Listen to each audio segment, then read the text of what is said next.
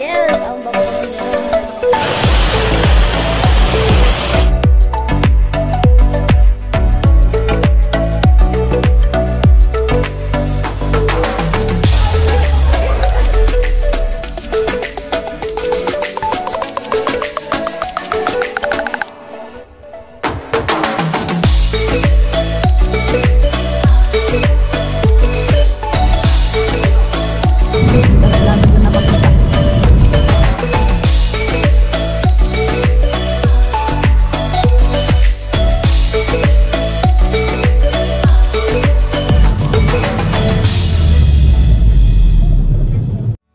Kaya nga sa dati kong ginagawa, binabaybay natin itong mga riles dito sa may malapit sa atin.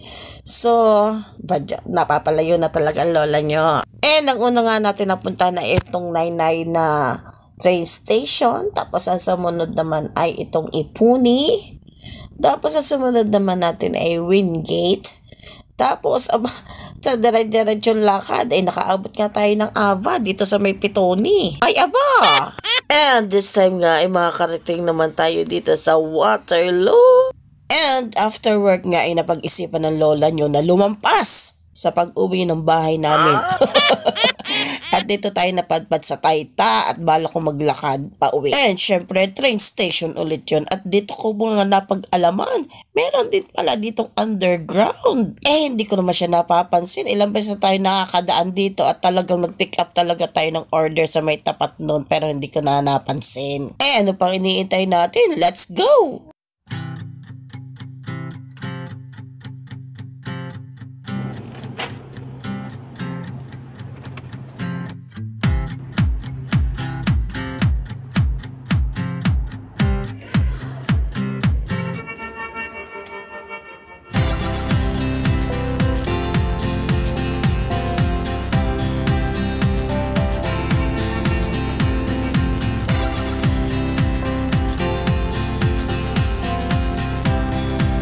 And syempre, babalikan ko ang cellphone ko. Wala na akong pambili, hoy.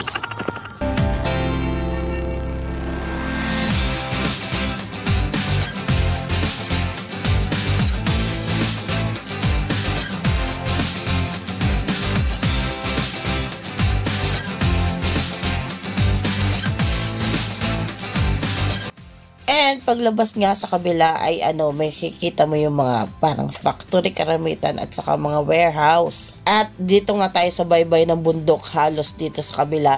Pero doon sa kabila ay kabahayan. So saka na tayong dadaan doon sa isang araw. And kung tutuusin ay from house ay pwede natin itong lakarin. Kaso galing tayo sa work. Kaya sa bus doon na lang tayo bumaba. And so sunod nga madadaanan natin dito train station ay yung sa Wingate at natatanaw na natin siya pero may problema lola nyo. Talagang may pinagpipilit-pilit talagang tumawag sa akin. Ang kalikasan. At buti na lang si lolo ay nasa bahay na at nagpasundo na talaga at hindi ko na kaya. And it's dinner time at nagyaya nga dito si lolo kasi it's payday. Nagyaya nga daw po si Rapa Boy. Sabi niya gusto niyang mag-dinner sa labas. So dito tayo sa Kokokay.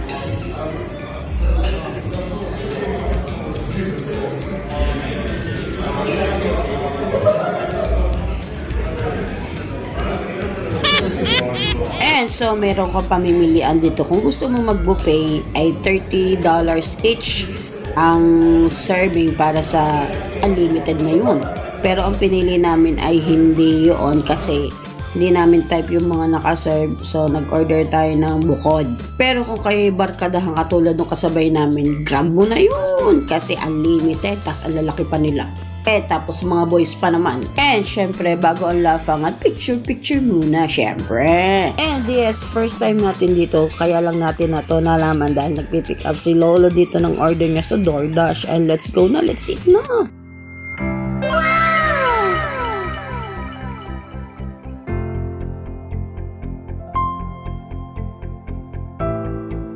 And so, ito nga yung in-order ni lolo, ang Burger Tower. Tapos ito yung ating iba pang mga in-order. So sabi ko, mag-iba-iba tayo para matikman natin lahat, digo. Meron tayong mga milkshake, chocolate na Rapa Boy kay Lolo, mango at ang ating banana. Kaya lang medyo may kataan minsan. And ito nga in-order namin. Ang karapa yung vegetarian ko, vegetarian pasta. Tapos sa akin naman ay pork ribs with chips. Ay, ang sarap niya. Tapos may in-order pa sa Rapa Boy na parang chicken bites yata yun na may sauce. Ayun, yung nakikita natin. And sa let's go, let's eat. Kain na. Tapos na ang pictorial. Let's fight.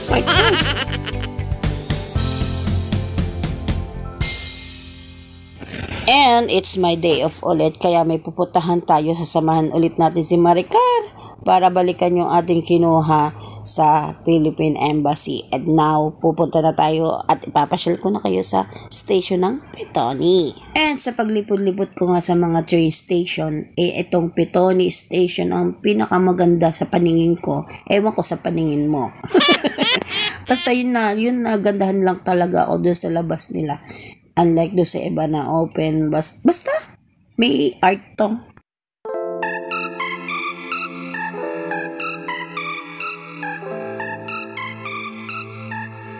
Ito yung sinasabi kong maganda. At yan yung covered na waiting area nila. Pero mayroon ding waiting area sa labas. Hindi lang covered. May bubong pero hindi talaga covered. Walang dingding. And yung kabila nga ay CR, kaya okay lang kung saan kaabutin. Go! Aba ay maniwala kayo at magawa ko na yan dyan.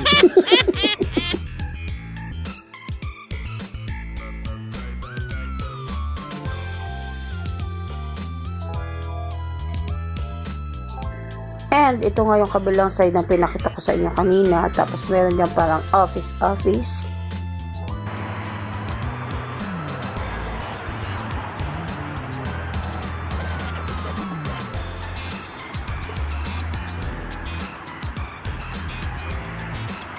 And let's go. Akyatin na natin yung way na yan. And ngayon ko nga lang napansin, dire-diretso pala siya doon sa taas ng motorway. Let's go. And naabutan pa natin yung isang train sa kanyang pag-alis. At ayan, ang haba pala niya. And ito yung sinasabi kong motorway na kung sa atin dyan kung tawagin ay expressway. And pag dire-diretso ka lang doon ay meron din daanan doon. Kasi meron din doon mga bahay-bahay.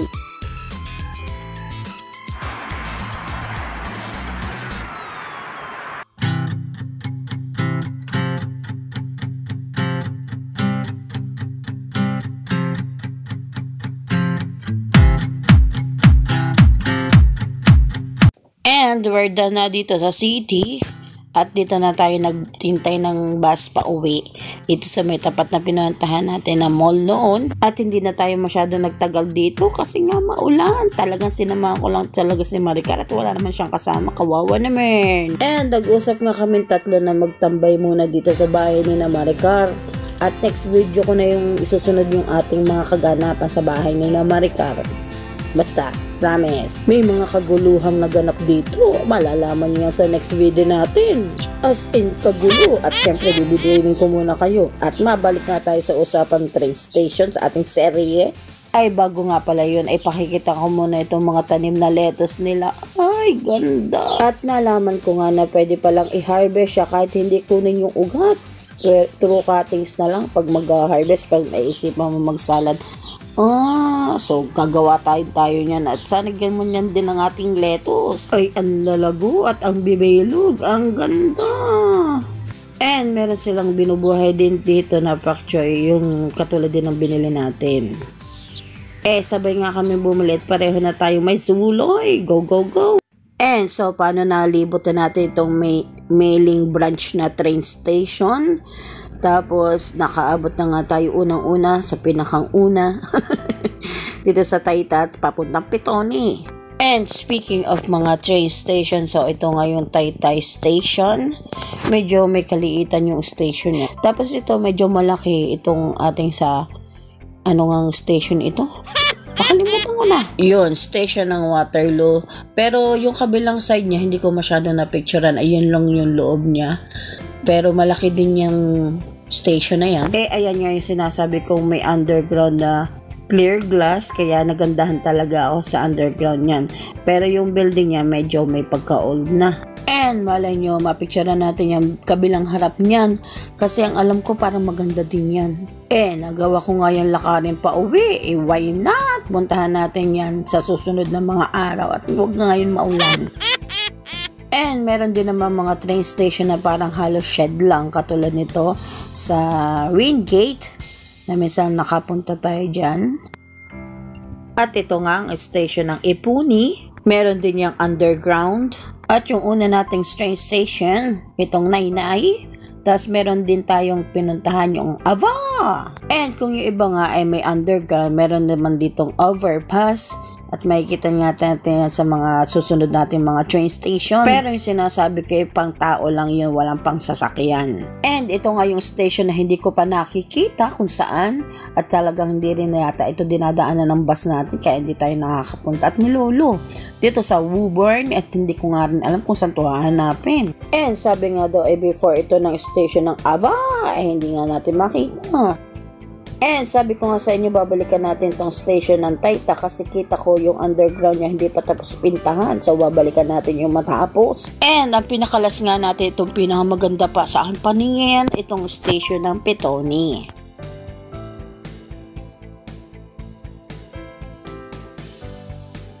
And syempre, ang pinakamaganda at malaki itong nasa center ng region, itong Wellington Station. At yan yung loob niya at ito yung maganda ng loob.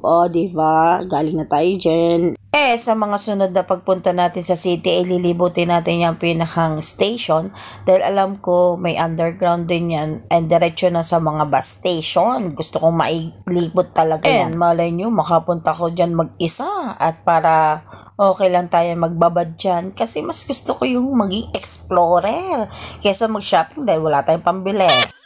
And nagbabalak-balak din nga akong ilibutin yung ating medyo kasi bitin tayo sa pasyal do sa parliament at try natin yung paano natin yung mapupuntahan. Kasi nga nung nagpunta tayo doon kasama natin si Lolo at si Rapaboy naku, malakas mapang-asar at mapang-inip yung dalawang yun kaya pupunta tayo doon na mag-isa lang. And kaya lang, pagpunta natin, kailangan siguraduhin natin ready yung ating camera kasi siksikliglig na nga ang cellphone natin. Kailangan natin ng maraming space. Dahil ang ganda niya, diba? Alam ko nang puntahan niya kung paano. Magko-commute lang tayo, kaya let's go. Sa pag-research ko ng mga rail station, may nakita nga ako, itong Western Hot Rail Station.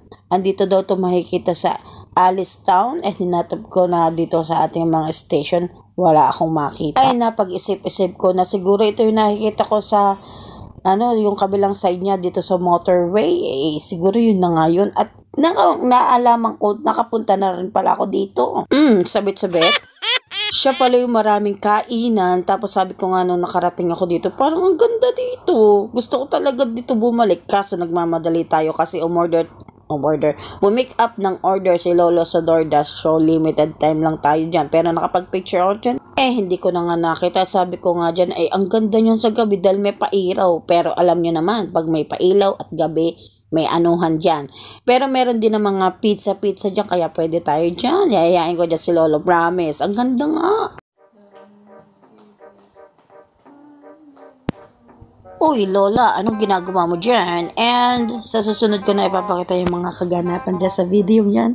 And that's all for today's video. And thanks for watching. Bye-bye. Aba, nakakarami ka na ng tanim, ha?